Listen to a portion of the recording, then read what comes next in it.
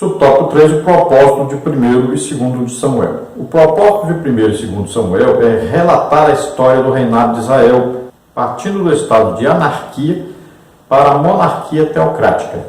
Juízes 21 e 25 confere com o 1º de Samuel 10:1. Uma das lições mais preciosas que esses livros nos ensinam é que o obedecer é melhor do que o sacrificar. 1 de Samuel 15, 22.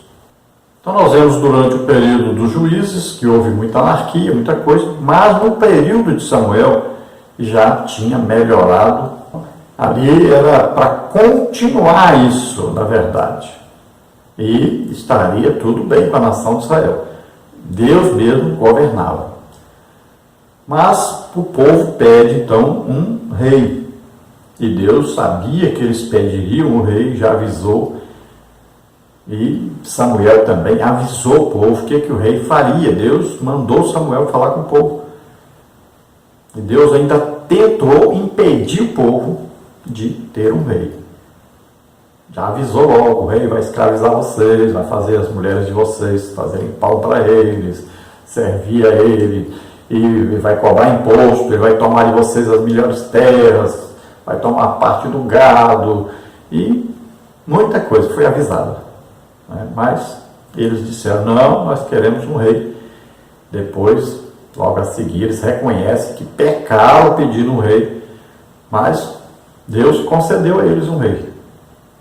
E esse rei os levou a várias guerras, libertou-os, Deus agindo, os libertou dos inimigos, mas provocou também muita coisa ruim na nação, uma divisão muito grande. Então esse rei foi desobediente a Deus e fez um pecado terrível, que é o de não obedecer a Deus na destruição do inimigo. É como o crente, ele aceita Jesus como Senhor e Salvador, mas fica deixando coisas do passado, coisas do mundo prenderem a ele.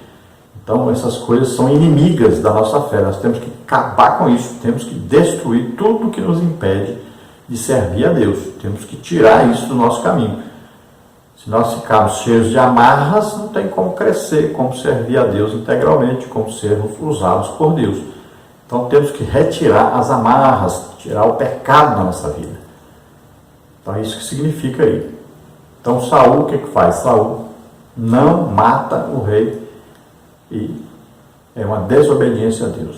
Saul também oferece sacrifício que cabia a Samuel oferecer, não a ele. Então é um homem desobediente e não ama realmente a Deus, não adora realmente a Deus. Então ele é retirado. Deus retira Saul e coloca Davi, que era um jovem ainda, mas um adorador de Deus, obediente a Deus, que amava e adorava sempre a Deus, e que não pediu nada para Deus, que nem sabia que um dia seria rei, e se alguém olhasse, seria impossível que um dia ele fosse rei. Então um rei segundo o coração de Deus, porque era um homem que sabia reconhecer o seu erro e pedia sempre perdão, se arrependia realmente de coração dos seus erros, e buscava sempre a Deus, buscava comunhão com Deus, queria sempre servir a Deus e nunca esteve na idolatria. Então a lição importante aqui, que Saul, desobedecendo a Deus, vai sacrificar os animais que tomou dos inimigos, achando que isso estava fazendo aí uma grande vantagem, fazendo uma coisa estrondosa, maravilhosa, de pegar um gado que era do inimigo e que Deus havia dito que era para matar tudo, destruir tudo o inimigo, mas ele pega isso para oferecer a Deus. Tem muita gente que faz isso, Então fica dando a Deus coisas roubadas, coisas conseguidas através de pecado, Então acha que está fazendo uma vantagem muito grande, dar a Deus aquilo que ele roubou de outras pessoas, dar a Deus fruto de corrupção, de engano, de mentira. Então veja só, tem muita gente fazendo isso. Então é dito, Deus se agrada mais de quê? De comunhão, do que desse sacrifício tolo que a pessoa faz. Então Deus se agrada mais quando o homem obedece a Ele e a sua palavra.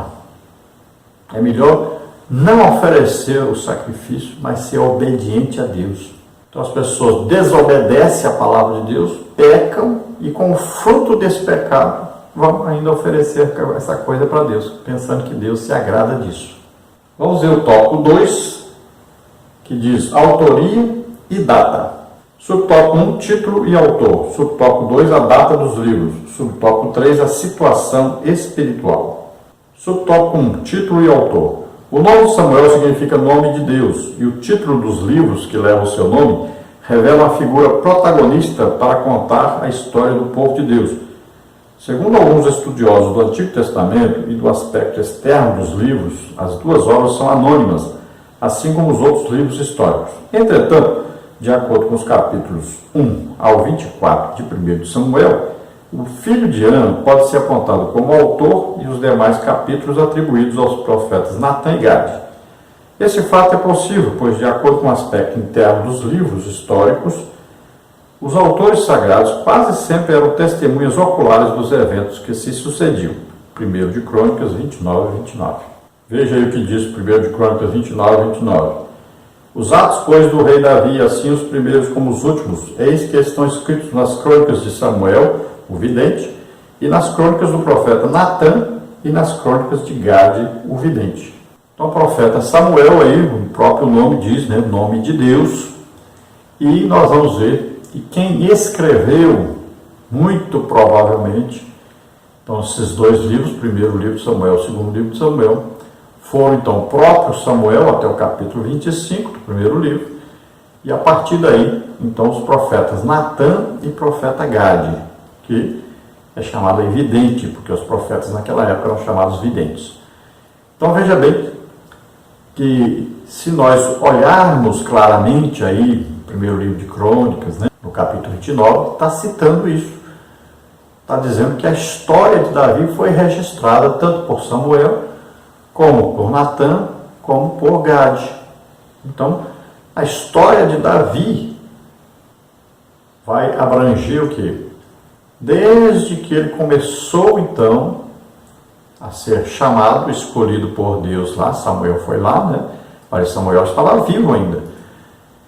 Então, podemos crer claramente que Samuel escreveu até o final da sua vida, contando aí a história, né? Aí teve que incluir Saul, porque durante o reinado de Saul, Davi existiu ali.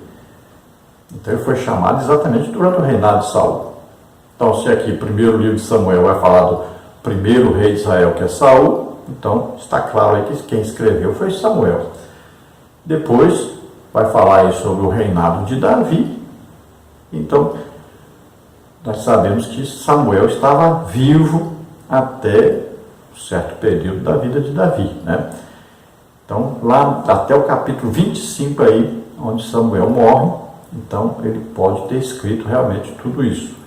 E depois dele, então vem o profeta Natã, que estava presente no reinado de Davi, até foi usado por Deus para repreender Davi, devido ao seu adultério e ao assassinato que comandou, e também o profeta Gade, que é mencionado aí, que esteve profetizando durante o reinado de Davi.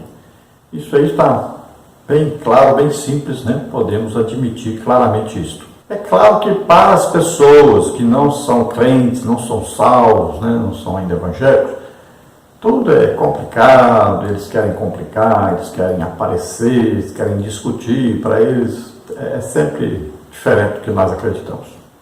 Subtópico 2, a data dos livros. Os estudiosos apresentam as datas entre 1100 e 970 a.C. Essa data marca os acontecimentos históricos desde o nascimento de Samuel ao término do reinado de Davi.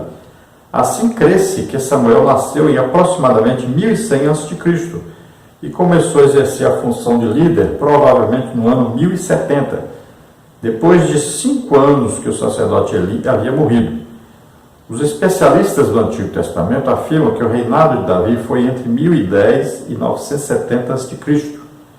Assim podemos avaliar que o período geral dos livros de 1º e 2º Samuel é de aproximadamente 130 anos. Então sabemos que Samuel assumiu aí o seu ministério de ser juiz sobre Israel 5 anos após então a morte de Eli, o sumo sacerdote, depois que os filhos de Eli já tinham morrido também, e se tornou então juiz e profeta ao mesmo tempo. Pode ver que no tempo de Davi e de Samuel haviam sacerdotes, tá? Tanto é que Saul mandou matar vários sacerdotes, né? Samuel oferecia sacrifícios em altares, né, que fazia Deus e oferecia sacrifícios a Deus. Estudando-se esses dois livros, nós vamos encontrar aí que devem ter sido escritos no período aí de 130 anos, atingindo então nascimento de Samuel até a morte de Davi. Então aí entre 1100 a 970 a.C. Lembrando que Saul reinou 40 anos, Davi também reinou 40 anos. Subtópico 3, a situação espiritual. Samuel cresceu em Siló. Nesse lugar, praticavam-se os mais degradantes pecados pelos filhos do sacerdote Eli. A idolatria e a imoralidade eram os pecados dominantes na nação. 1 Samuel 7,3. Em Israel, o sacerdote do povo era Eli, mas ele se deixou levar pelos filhos, honrando-os mais do que o Senhor Deus. Ele não lhes aplicou a disciplina necessária, mesmo sabendo de todos os atos pecaminosos dos seus filhos. 1 Samuel 2,29. Esse quadro desolador gerou consequências espirituais irreparáveis ao povo de Israel: religiosidade aparente, espiritualidade superficial e um sacerdócio descomprometido com Deus. 1 Samuel 2:22 e 23. Então a situação religiosa, né, do povo durante o sacerdócio de Eli, aí pelo menos no final, estava degradante, coisa difícil. Seus filhos foram chamados de filhos de Belial. Então eles fincavam ali o garfo nas panelas, arrancavam os pedaços de carne para eles, coisa que era para Deus. Eles prostituíam-se com as mulheres que deveriam estar trabalhando no templo, trabalhando para Deus, e eles faziam de tudo quanto é coisa errada. Então ali em Siló a situação estava muito difícil, onde estava o sumo sacerdote então Eli com os seus filhos, Ofni e Finéias, que eram filhos de Belial. Seu pai, já muito velho, não conseguia dominá-los. Parece até, né, coincidência com os nossos dias, né? Quantos aí pastores, presidentes estão aí já com a idade muito avançada e os filhos são terríveis. O povo não quer que eles passem a governar no lugar dos seus pais, mas existe aí uma politicagem terrível e uma forçação em cima disso, né, de passar para os filhos, sendo que nós temos visto e comprovado que não é plano de Deus. A maioria desses filhos não são filhos escolhidos por Deus para substituírem seus pais no ministério. Assim também era o sumo sacerdote Eli. Os seus filhos foram chamados de filhos de Belial porque cometiam vários pecados e não podiam assumir o sacerdócio. Deus então decide matá-los. O pai falava, mas eles não obedeciam, e o pai já tinha perdido realmente a sua autoridade, não os disciplinou como deveria disciplinar, e acabaram morrendo então em batalha. Então o povo estava vivendo uma religiosidade aparente, não era verdadeira. A espiritualidade era superficial. Então não havia amor no coração, não havia desejo de agradar realmente a Deus, não havia uma entrega total realmente a Deus. E um sacerdócio então descomprometido com Deus.